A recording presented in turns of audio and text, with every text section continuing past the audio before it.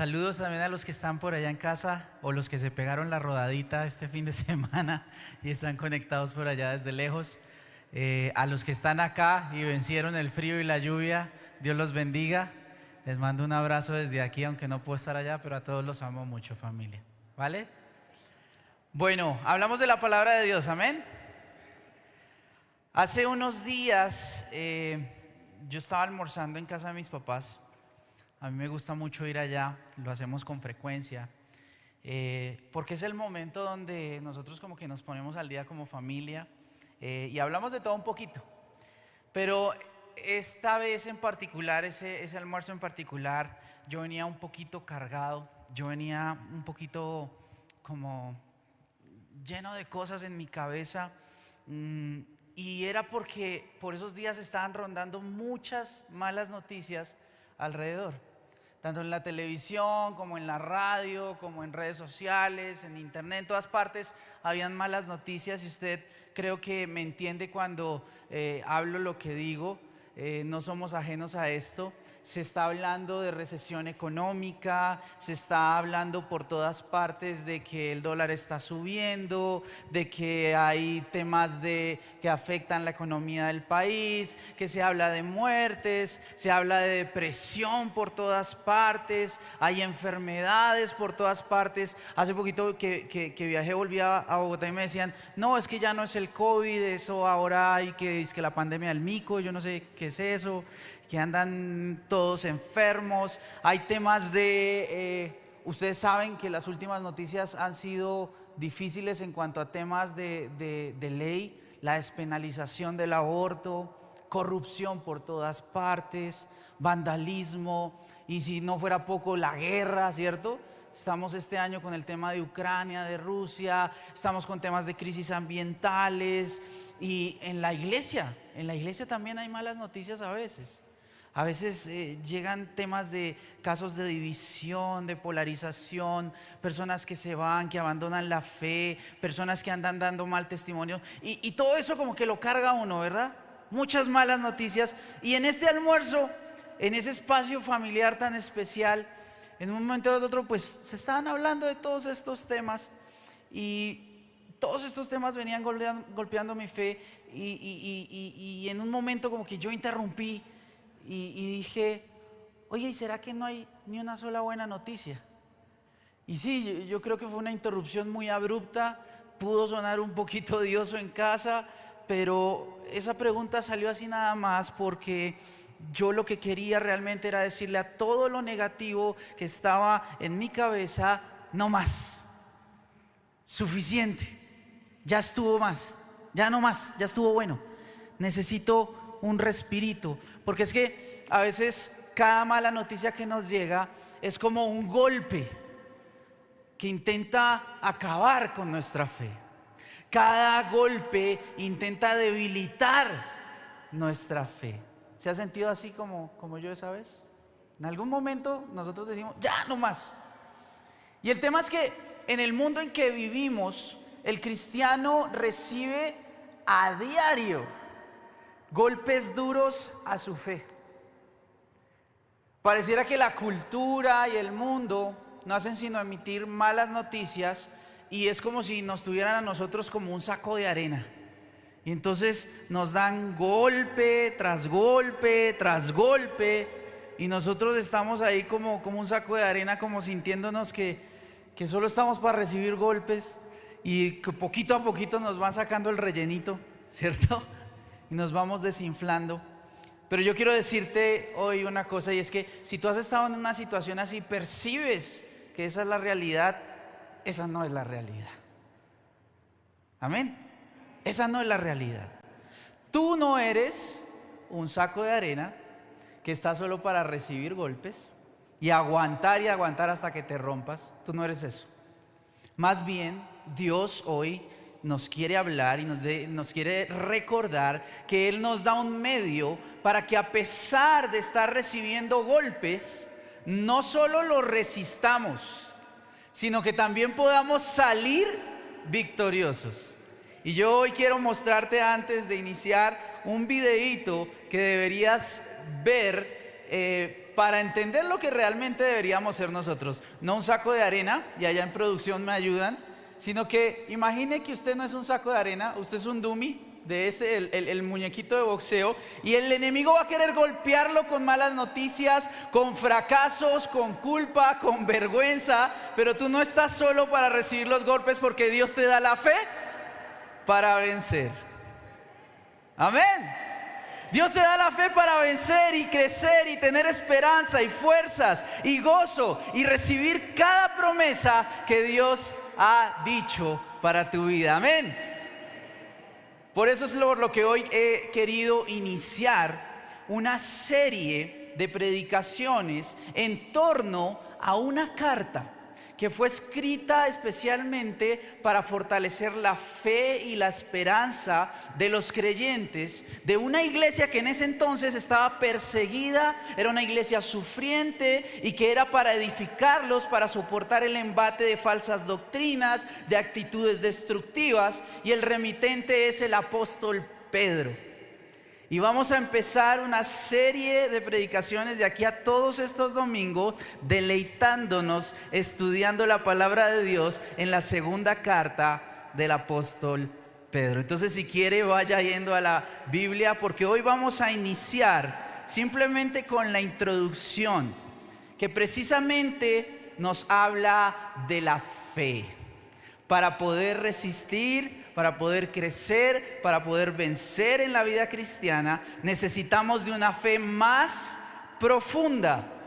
Y vamos a iniciar este estudio con los dos primeros versos de la segunda carta de Pedro. Segunda de Pedro, capítulo 1, versos 1 al 2, dice: Simón Pedro, ¿me ayuda a leer? Simón Pedro, siervo y apóstol de Jesucristo, a los que habéis alcanzado por la justicia de nuestro Dios y Salvador Jesucristo una fe igualmente preciosa que la nuestra. Gracia y paz os sean multiplicadas en el conocimiento de Dios y de nuestro Señor Jesús. Si usted ve en este saludo inicial de la carta, en estos dos cortitos versos, en el centro de todo está la fe. Y aunque son cortitos, tienen muchísimas cosas que decirnos acerca de nuestra fe. Y hoy vamos a ver 6 aspectos, todos entrelazados en estos dos versos, que nos permiten alcanzar una fe más profunda. Escribe Simón Pedro, el siervo y el apóstol, a los que han alcanzado la fe. Y aquí aparece el primer aspecto de la fe del que quiero hablar: la posibilidad de la fe. Primera cosa, la posibilidad de la fe. La fe es alcanzable. La fe es posible. De hecho, el que el saludo de la carta inicie con Pedro usando sus dos nombres, Simón Pedro, ya es una evidencia intencional de la posibilidad de la fe, y vamos a ver por qué.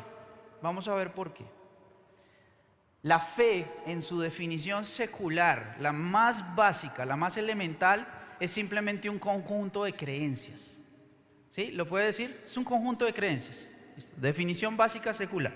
Pero en la definición cristiana, que es mucho más completa y que se encuentra en Hebreos 11, verso 1, dice, y el que se lo sepa me ayuda diciéndolo de memoria, dice así: es pues la fe, la certeza de lo que se espera, la convicción de lo que no se ve. Convicción y certeza. Vamos a empezar por ahí. Convicción y certeza hablan de una seguridad en algo verdadero, en algo que es cierto, ¿sí? Es decir, la primera parte de la definición de Hebreos, convicción y certeza de la fe, nos dice que es la confianza o seguridad en la verdad. Así de sencillo. Por lo tanto, si hablamos de fe, hablamos irremediablemente de su relación con la verdad y la posibilidad de alcanzarla. ¿Entendido hasta ahí? Si Pedro escribe a quienes han alcanzado la fe, está poniendo de manifiesto que se puede llegar a obtener confianza en una verdad absoluta, en una verdad única y alcanzable para obtener un norte y una brújula clara en nuestras vidas. Ahora, hay una segunda parte de la definición, porque habla que es convicción y certeza de lo que no se ve, de lo que se espera. Y tengo que dividirlo en estas dos partes la definición, porque ambas partes son declaraciones que son desafiantes frente a la cosmovisión del mundo no cristiano.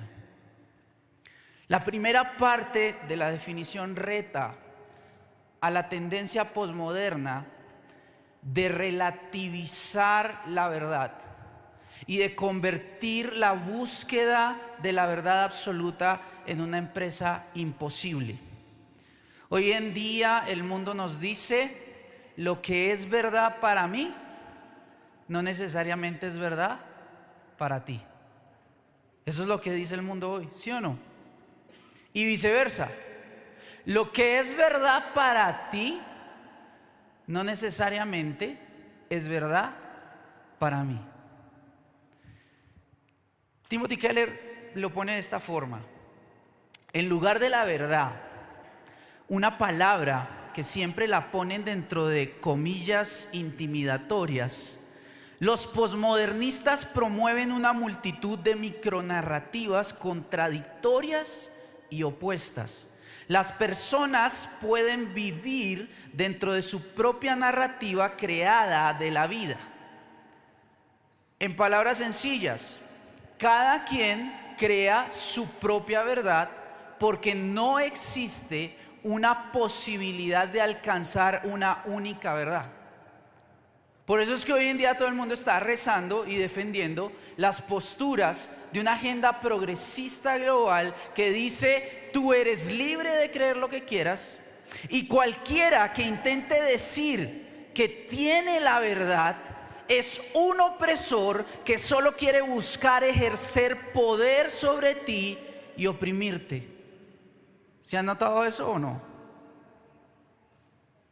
Esa es la gran mentira con la que nos están adoctrinando, defendiendo causas en contra de cualquier objetividad contra el cristianismo, que es la única barrera que hoy profesa una confianza en una verdad absoluta.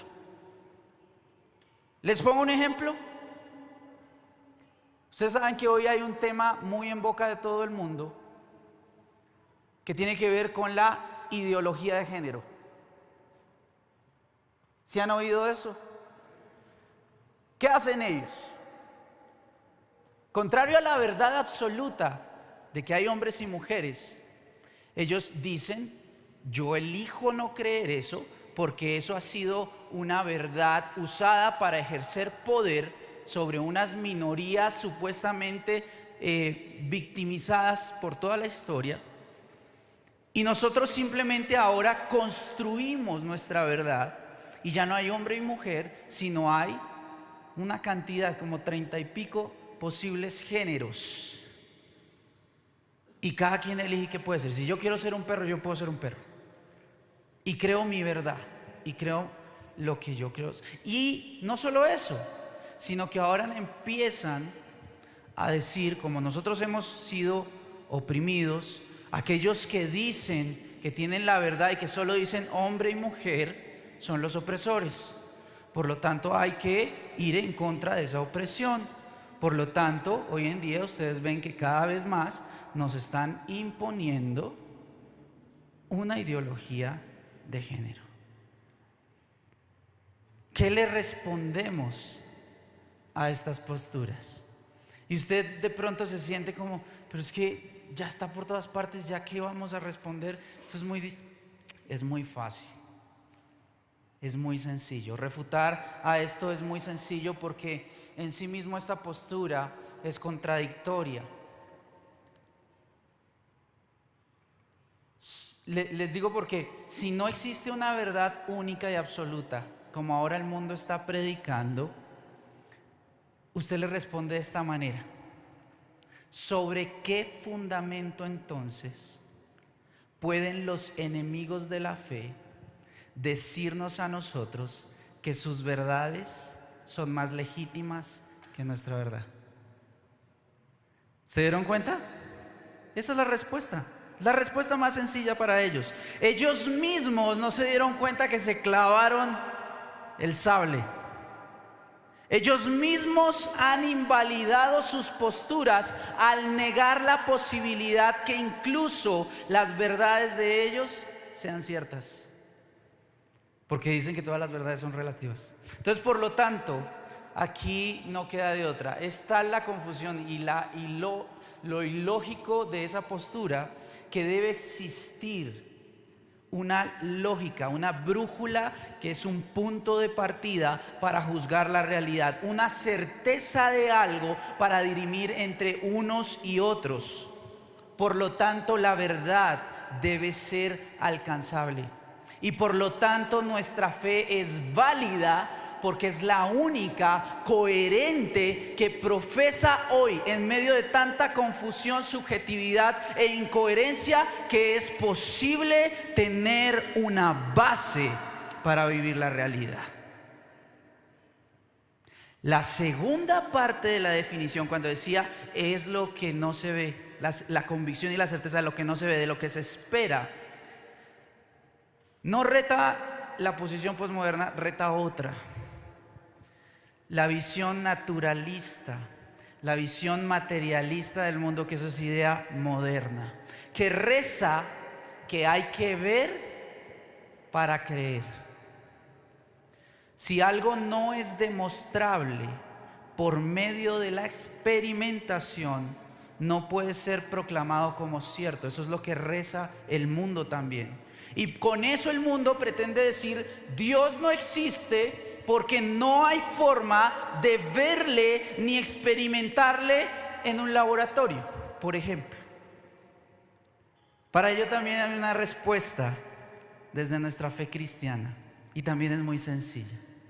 Porque si bien es cierto que no pueden llegar y ver a Dios en un microscopio, lo cierto es que tampoco nadie ha podido comprobar la inexistencia de Dios.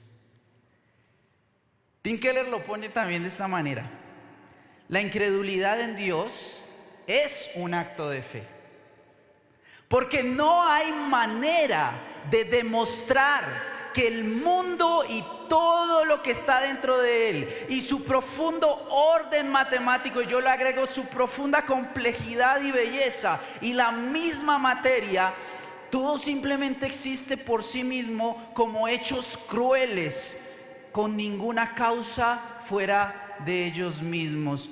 Y por lo tanto uno tiene que concluir que requiere menos fe creer en Dios que no creer. ¿Sí vieron la respuesta? Por eso también debemos responderle al mundo materialista y naturalista: nosotros no necesitamos ver para creer. Nosotros creemos y por eso vemos. Gloria a Dios. Y eso precisamente es lo que hizo Simón, el pescador de carácter difícil, el pescador de carácter volátil, el que era totalmente errático en su manera de ver el mundo, pero que eligió creer, que eligió confiar en que Jesús podía transformar su realidad. Eligió creer que todo aquello que él veía que le era imposible cambiar, podría cambiar.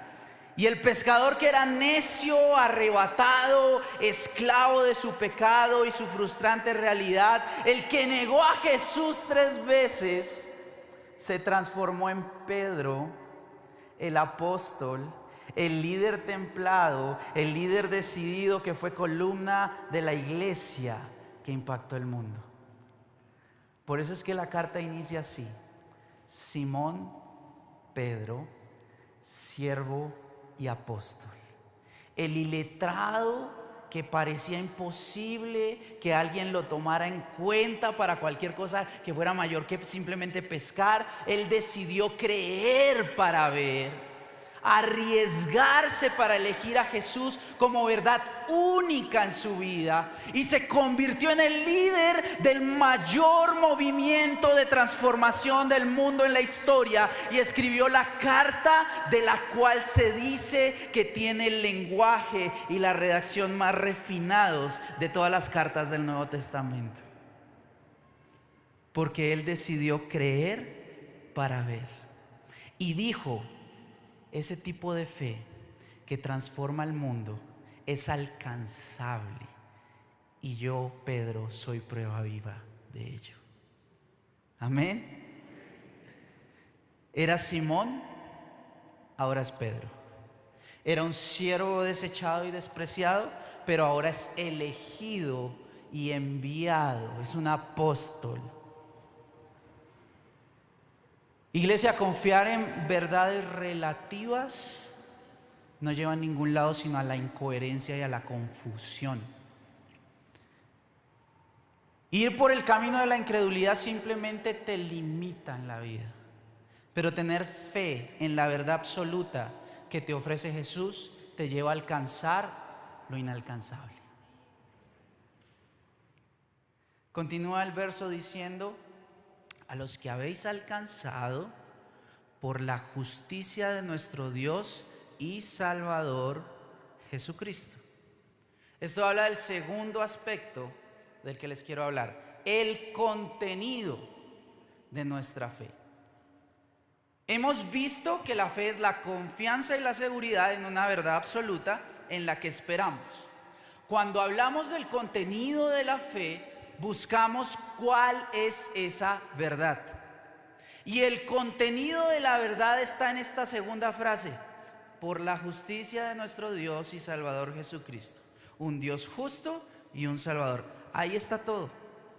Ahí está la esencia de la verdad única que profesamos. Y a veces nos complicamos la vida peleando sobre muchas cosas que no son esenciales en la doctrina. Y si tuviéramos claro lo esencial de la verdad sobre la que descansa nuestra fe, les digo, todo sería mucho más sencillo para la iglesia. Y el contenido esencial de nuestra fe tiene un nombre: el Evangelio.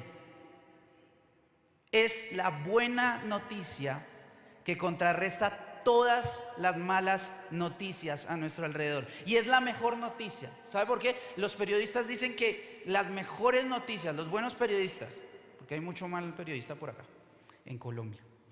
Y la mejor noticia, según los grandes periodistas, es la que se limita a contar los datos concretos de los hechos, de la noticia. Lo fundamental para entender una noticia. Y en nuestro caso, solo hay tres cositas que hay que saber de nuestra verdad esencial como cristianos. Y ahí están: hay un Dios que es justo y un Salvador. En estos tres elementos está la base de nuestra verdad y por ende de nuestra fe. En primer lugar, hay un Dios. Diga conmigo: hay un Dios. Hay una causa infinita de todas las cosas finitas. Hebreos 11:6 dice la segunda parte: porque es necesario que el que se acerca a Dios crea que Él existe y que es remunerador de los que le buscan. Sin esta creencia básica es imposible seguir avanzando en contar una buena noticia.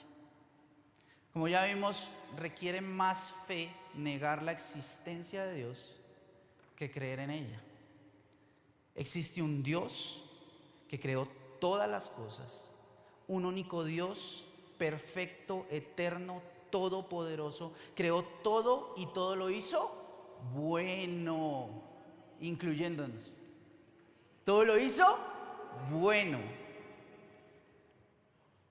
En segundo lugar, es un Dios justo. Y esto quiere decir que es un Dios que da a cada quien lo que merece. ¿Puede repetir eso? Dios da a cada quien lo que merece, porque es un Dios justo. Y esto dista mucho del concepto de justicia que hoy el mundo profesa, que simplemente favorece a unas minorías en pro de una supuesta igualdad de manera parcializada y arbitraria. Eso no es justicia. Grave es esa definición, que es muy diferente. Es la definición correcta. Dar a cada quien lo que se merece. Eso es justicia. Por ser un Dios justo, Dios debe dar recompensa al inocente y castigo al culpable. Usted dice, pero ¿cómo así? Dios es amor. ¿Cómo va a ser un Dios que castiga?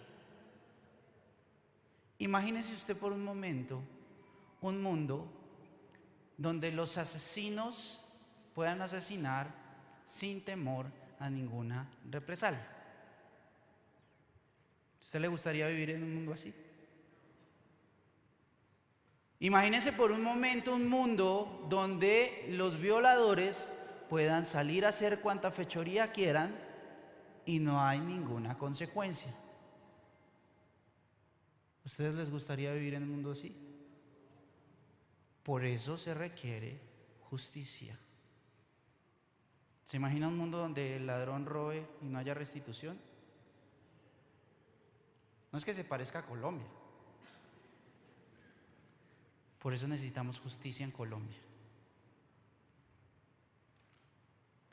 Y debe existir justicia para evitar que todo esto suceda. Por ello es que Dios, como juez justo, debe dar recompensa al inocente y castigo al culpable. Pero ahí el tema es que ninguno de nosotros es completamente inocente y Dios es justo. Levante la mano el que no ha hecho nada malo en toda su vida. ¿Seguro? Te puedo decir que no.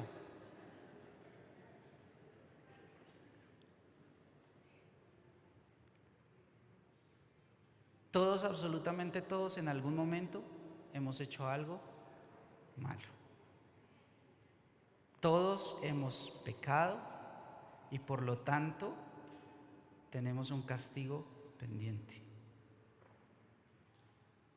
Por ello necesitamos de un Salvador.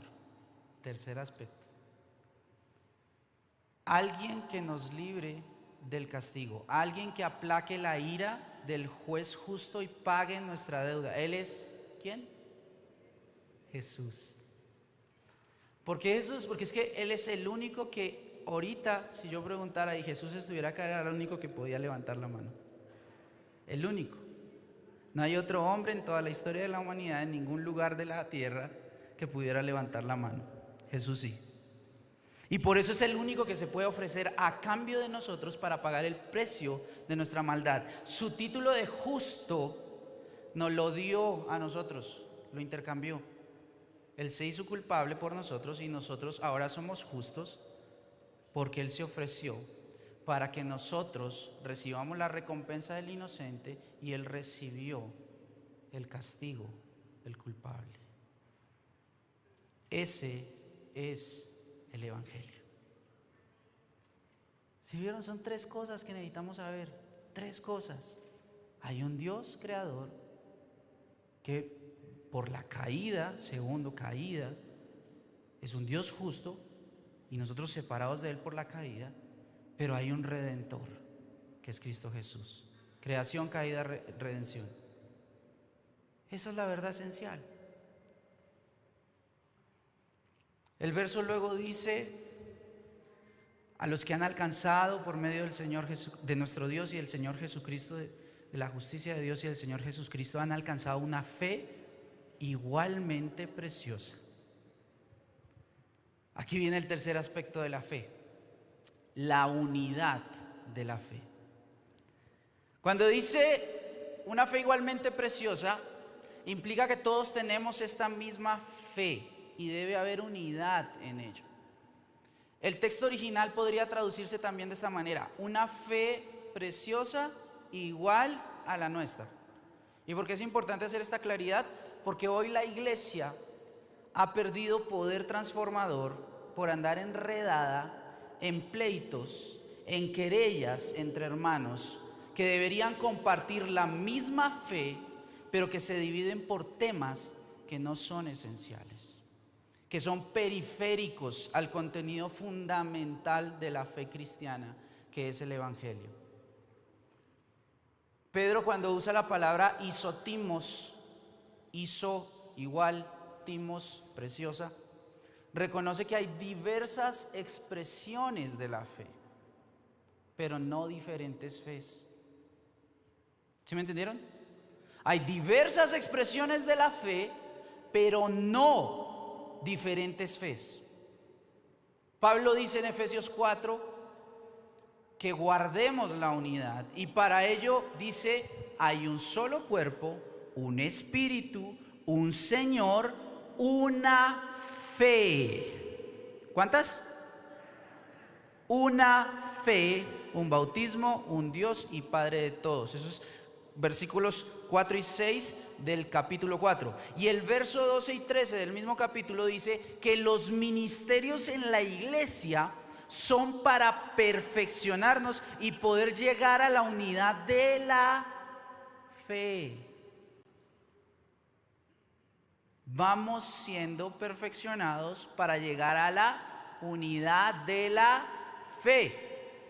Es decir, que en vez de estar buscando razones y argumentos en cosas no esenciales para dividirnos, deberíamos buscar perfeccionarnos en lo esencial de la fe para estar unidos y realmente así ser la iglesia transformadora que el Señor quiere. Una casa dividida contra sí mismo, ¿qué dice el Señor? No prospera. Entonces deje de criticar la iglesia. Deje de defender a X o Y iglesia y decir: es que esta es mejor que la otra. Deje de ponerse a defender ideologías vanas que son secundarias. Más bien busquemos la unidad en lo esencial y dejemos que el Evangelio nos una, y ahí es donde la fe de la iglesia realmente va a lograr hacer el cambio, el verdadero cambio. Isotimos, igual, preciosa, no solo habla de unidad de la fe. Cuarto aspecto, el valor también de la fe, porque está hablando de que es una fe preciosa, una fe con un valor único. Precioso quiere decir que de alta estima. Precioso quiere decir que es un tesoro, y no cualquiera de los tesoros terrenales que pudiéramos adquirir, sino uno eterno e invaluable. ¿Por qué dice Pedro que la fe es preciosa? Yo tengo un ejemplo muy clarito y quiero ilustrarlo con el ejemplo de Job. El ejemplo más claro para mí es Job. Job era un hombre rico, tenía muchas cosas preciosas. La Biblia nos enseña que tenía muchos tesoros terrenales, abundancia de bienes, de oro, de recursos, de fama, de buen nombre. Tenía buena salud, ¿verdad? Y todo lo tenía, pero de un momento a otro todo lo perdió. Perdió su riqueza, su abundancia, sus hijos, todo, su salud. Todo lo que a los ojos de los hombres era valioso lo perdió. Y cualquiera que hoy en día llegara a pasar por algo como lo que le pasó a Pedro, seguramente se hundiría en el fracaso, se hundiría en la depresión, y en muchos casos, como es más y más recurrente hoy en día, probablemente echaría mano del suicidio. Pero Job no lo hizo así. Y uno dice: pero ¿cómo perdiendo todo no pasó? Porque es que Job perdió muchas cosas preciosas a los ojos de los hombres, sí, pero conservó la cosa más preciosa a los ojos de Dios, y era su fe.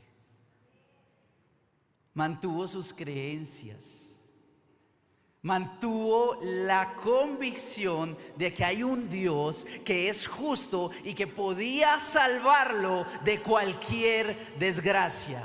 Mantuvo sus convicciones firmes y su esperanza fue la que lo sostuvo. Y su fe fue más preciosa que el oro, fue más preciosa que los recursos humanos, fue más preciosa que su fama, fue más preciosa que su buen nombre. Y su fe fue la que le dio fuerza para esperar ver lo impensable. ¿Sabe qué era lo impensable? Que Dios le rescató, que Dios lo sanó, que Dios lo salvó, que Dios le restituyó y que Dios le multiplicó. Esa es la clase de fe que tenemos que tener, una fe preciosa. Ese es el valor de nuestra fe. Luego dice: a los que han alcanzado por medio de la justicia de nuestro Dios y Señor Jesucristo nuestro Salvador esta preciosa fe igual a la nuestra, 2 puntos, gracia y paz os sean multiplicadas. Aquí que vemos, quinto aspecto, los resultados de la fe. ¿A quiénes les da gracia y paz multiplicados? A los que hemos recibido, abrazado y alcanzado esa preciosa fe. Hasta ahí vamos. Gracia multiplicada y paz multiplicada, los resultados de la fe. Gracia, ¿qué es? Recibir lo que no merecemos. ¿Y paz qué es? Paz es el estado donde los efectos de la guerra, donde los efectos de las luchas y los problemas cesan. ¿Sí escucho claro esa definición? No estoy diciendo que paz es donde no hay guerra, donde los efectos de la guerra y de las luchas cesan. Y déjeme ilustrar estos 2 resultados de la fe de una manera bien sencilla. Imagine por un momento que usted está hambriento, sediento, y usted quiere entrar a una tienda a comprar algo de comer, algo de tomar, pero no tiene dinero. Además, esta hambre es de muchos días, no ha comido por muchos días, una sed de muchos días. Y la tienda usted la ve llena de cosas deliciosas, en abundancia. Imagínese usted entrar a un localcito de estos de palo quemado, fruticas así bien maduritas, grandotas, gorditas, rico. Hay abundancia en esa tienda, pero usted no tiene dinero. Y no solo eso, usted le debe plata al dueño del local. O sea que no se puede acercar allá, porque el dueño del local lo tiene a usted como deudor moroso. Cogió, imprimió una foto suya, tamaño pliego, la puso en el frente del local. Este señor no me ha pagado. Informe, no se quede callado. ¿Sí? Si usted siquiera se atreve a poner un pie en el local, seguro va a encontrar un problema y va a perder la paz, ¿sí o no? Y entonces, en esa desesperación, usted tiene que comer algo, necesita entrar, pero no tiene cómo comprar. Usted se da cuenta que al lado suyo hay alguien, y es el hijo del dueño. Y el hijo del dueño lo mira y le dice: mi hermano, brother, yo a ti te quiero demasiado. Y yo sé que tú le debes plata a mi papá. Pero si tú le pides disculpas ahorita mismo a mi papá y me prometes que vas a hacer todo lo posible por cambiar y dejar de ser un deudor moroso, yo te hago un trato hoy y te digo: yo te pago la deuda. Y no solo eso, yo te gasto lo que tú quieras. Todo lo que tú quieras, lo que veas, para ti es gratis. ¿Qué tal esa oferta? ¿Usted la toma? ¿Usted se ha dado cuenta que esa es la oferta que hace Jesús todos los días a la humanidad? Y la humanidad no la quiere tomar. Efesios 2:8 dice: por gracia sois salvos por medio de la fe. Y Romanos 5:1 dice, justificados pues por la fe, tenemos paz para con Dios por medio de nuestro Señor Jesucristo. ¿Usted sabe que gracia viene de gratis? Gratia. De ahí sale gratis. Todo lo que está exhibido en la tiendita son las bendiciones espirituales del Padre. Por medio de la oferta de Jesús, nosotros tenemos acceso a ellas gratis. Por eso es que hablamos de gracia. Y además tenemos paz. Y ambas cosas por medio de la fe. O sea, solo se necesita una respuesta, una decisión de creer en la oferta de Jesús. Y si yo creo que Jesús puede cumplir la oferta, Él la cumple. Pero además dice, gracia y paz os sean multiplicadas. Multiplicadas. Y aquí es donde yo le digo, si usted necesita salud y no tiene forma de conseguirla, Jesús se la da multiplicada. Si usted tiene tristeza y necesita gozo, Jesús se lo da multiplicado. Si está en escasez y necesita provisión, Jesús se la da multiplicada. ¿Cuántos contentos con eso? Todo de manera gratuita para que usted no siga sufriendo y aguantando solo malas noticias, sino que tenga paz. Entonces llegamos al final del verso, el último aspecto de la fe, el medio de la fe. ¿Cómo accedemos entonces a los resultados de la fe, a esa gracia y paz multiplicadas? ¿En dónde encontramos una fe así? La última parte dice, en el conocimiento de Dios y de nuestro Señor Jesús. Jesús es el único camino. A medida que nosotros empezamos a conocer más y más a Dios, a conocer a Jesús, nuestra fe crece. Si no tenemos relación con Jesús, no hay fe alguna. Podemos entender el contenido de la fe, ya lo vimos. Podemos saber cómo alcanzar, saber que se puede alcanzar. Podemos entender que es una fe preciosa, que tiene buenos resultados. Pero si no tenemos relación con el objeto de nuestra fe, que es Jesús, de nada sirve. Será mero conocimiento que está muerto.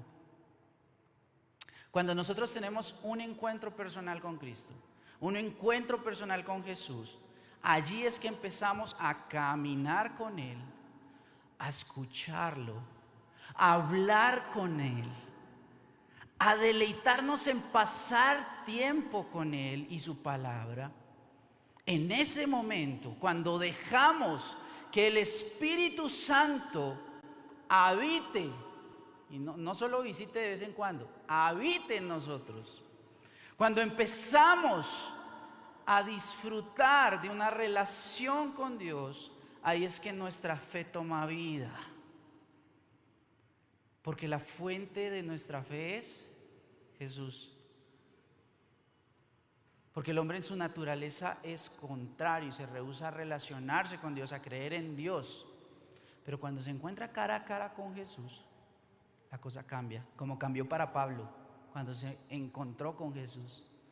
Como cambió para el mismo Pedro, porque Jesús también se encontró y llegó a él y tuvieron relación. Ahí, cuando empezamos a tener relación con Dios, es que el Espíritu Santo hace posible que creamos en Jesús y tengamos fe. 6 cositas que aprendimos hoy en torno a la fe. Es alcanzable, tiene un contenido,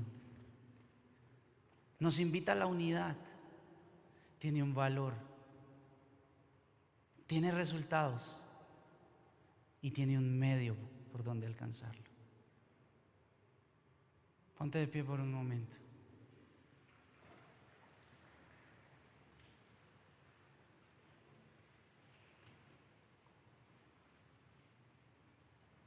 Esta semana yo estuve estudiando en mi devocional Mateo 9 y estoy estudiando la Biblia muy juicioso, muy despacito. Y cuando me acerqué a Mateo 9, en Mateo 9 usted encuentra varios casos de personas que fueron sanas por Jesús. Y lo lindo de todo es que hay un factor común en todas esas sanidades y en toda esa obra salvadora de Dios en estas vidas. Y es que todos fueron sanos, todos fueron salvos, porque Jesús vio en ellos fe. A uno le dijo que te sea dado conforme a tu fe. A otro dijo, uy, no he visto una fe tan grande en Israel como esta. Pero todo lo que fue necesario para ver la obra de Dios en las vidas de estas personas que necesitaban, tenían una necesidad, lo único que necesitaron fue fe. Una fe preciosa, una fe que da gracia y paz multiplicada, una fe que es a través de Jesús.